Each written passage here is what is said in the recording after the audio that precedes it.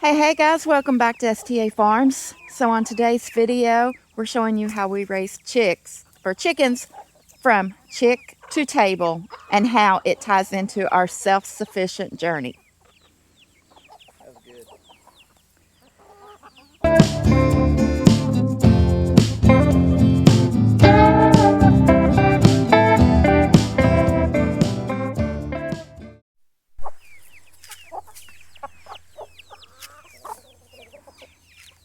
So chickens are the backbone of our homestead.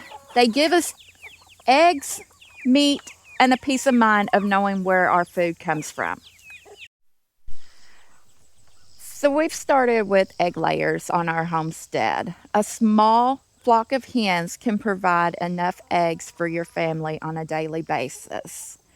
We have a variety of chickens on our homestead. We do have some barred rocks. This is a meat bird that is still growing out, a Cornish cross, Buff Orpingtons,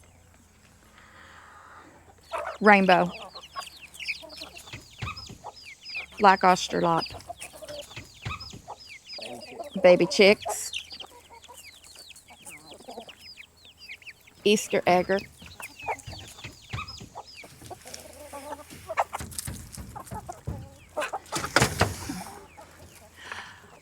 Okay, we feed our chickens a 16% mesh feed.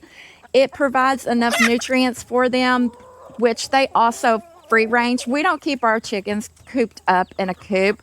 We give them the ability to free range in the yard, and they can forage for bugs and worms and whatever else that they find. It makes the meat and the eggs taste so much better than when they're all just cooped up and they're not getting those extra proteins and nutrients. All right, guys. So the quality of eggs that we get from our egg layers are so much better than what you can buy at the store. If you'll look at the yolks that we have compared here, the one that is store-bought is a lot lighter in color.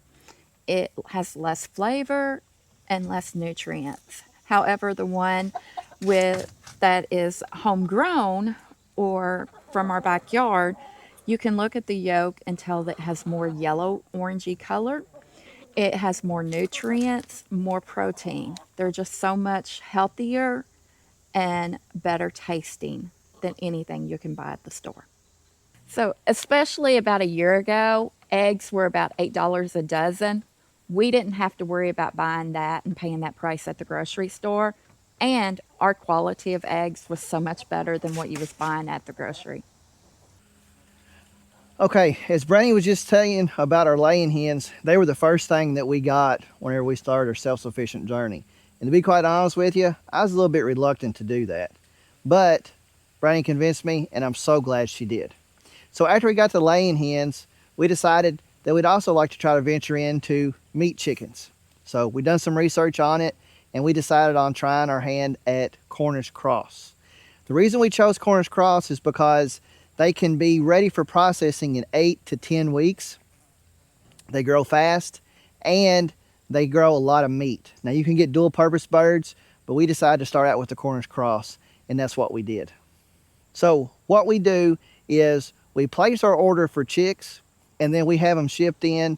We try to do it around the first week of April when it's not too hot, but usually the nights aren't too cold.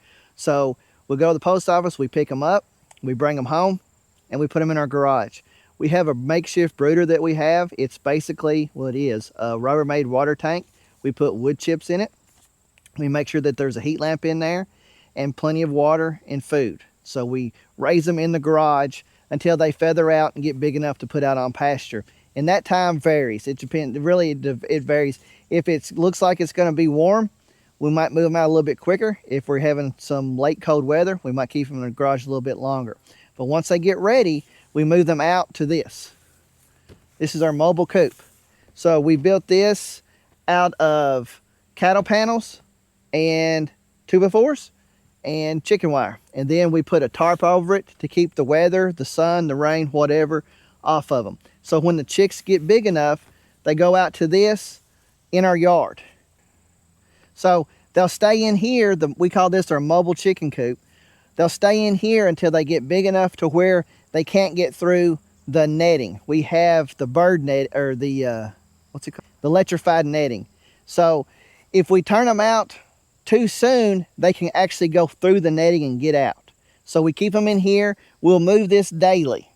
Sometimes twice a day, depending on the weather. But we move this each day. Then, whenever they get big enough to where they can't get through the squares on the electric netting, we open the door, we prop it open, and we just let them basically free range, but they're confined to the spot that we have of the electric netting. The electric netting that we have, it's a 180-foot roll.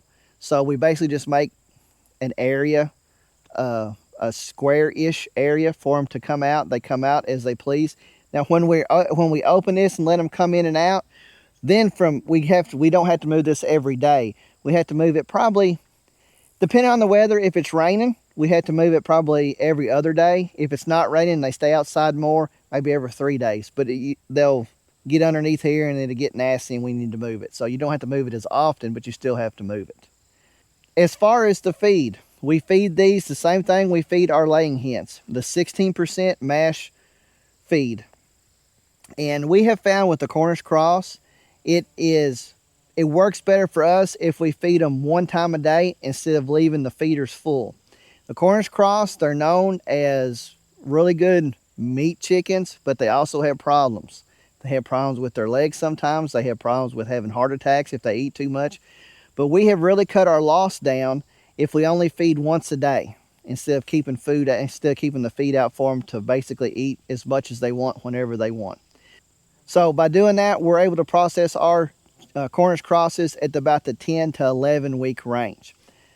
Now for us, we don't really set it down in stone as we're going to process them at 10 weeks, 11 weeks, whatever. It's more about the size than it is about the time frame for us whenever we process it. So 3 years ago, whenever we started with the Cornish cross, we were so glad that we did. The quality of the meat is above and beyond anything you'll buy at the store. It is more tender, it is better, it tastes better, it's just all around better. So we're so glad that we decided to get into raising our own meat chickens.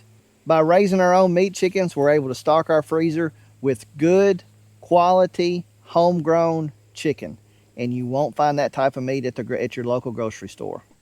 All right, guys, so chickens gave us the confidence to start our homesteading journey. If you're looking for an easy, simple way to get into homesteading, start with chickens. They're the best way to get into the homesteading. You can grow your own meat, you can grow your own eggs. Just a few short weeks, you have that for your house. You don't have to let your chickens free range like we do. We actually started out with our chickens in a coop, and we grew from there. But if you have a smaller area, if you have a house just a house and lot, start with 2 or 3 hens in a chicken coop. You feed them. You get your eggs. If you want to do Cornish cross, you can do Cornish crosses like that too. But it doesn't matter the size of area that you have. You can put chickens in a small space. They're small, simple, and great to start with on your homesteading journey. Guys, we really appreciate y'all joining us on our self-sufficient journey. If you haven't already, be sure you subscribe, because this is the second video in our self-sufficient series. The next video coming up that'll be released next week is how we grow our own pigs for meat. So if you haven't subscribed, be sure you subscribe.